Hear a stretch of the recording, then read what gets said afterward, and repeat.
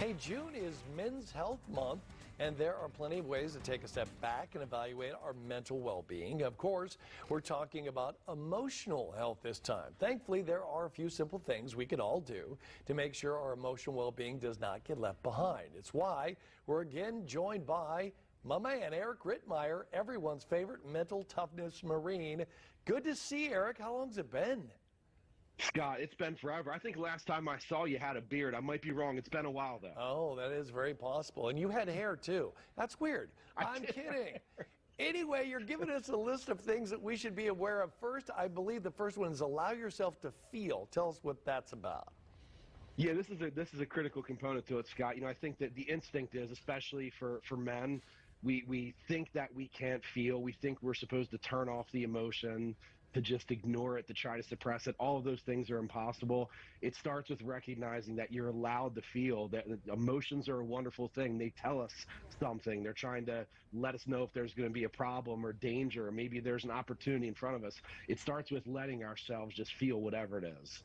And the next one, you can see it right there on your screen. Learn to respond versus react. That makes a lot of sense. I think I know what you're talking about, but go ahead and explain. Yeah, when we react, it's knee-jerk, it's emotion-based. Something happens and it's just instantaneous. This is what I'm going to do, as opposed to responding. When we respond, we process information logically, and it gives ourselves a chance to really think about what we're getting ready to say, what we're getting ready to do, or is it really inappropriate for the situation? So it's all about emotion versus logic. This next one, Eric, I think it's a little tougher to do than to say. You're telling us to remain in control of our emotions. How do you do that? Yeah, this is not easy to do. It takes a little bit of practice, but this is my whole topic. This is what I've made a career out of. And when you think about mental toughness, in 2 words, it's emotional control. So it starts with recognizing when we're emotional. Then once we know we're emotional, it's how do we control it? In the heat of the moment, when everything's falling apart, how do we recognize it and then control it and channel it in a way so we don't ruin relationships and we can get the job done? I like this one too. Kick the approval addiction. In today's society, you know, everybody wants approval, whether it's a like on Facebook or Instagram or something else. What do you mean? Yeah, this is part of our DNA. I mean, we were, you know, as hundreds of thousands of years ago, we relied on being liked to live, to survive, to be able to eat, to have shelter. So this is ingrained in us.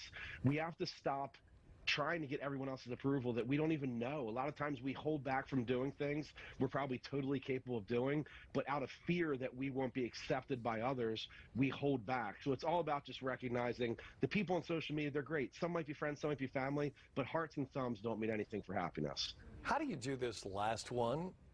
Don't hold grudges. Yeah, again, not another easy one. Nothing I'm saying here is real easy to do, but anyone can learn these things. So when it comes to grudges, there's an old quote that says, anger is an acid that can cause more harm to the vessel in which it's stored than to anything on which it's poured.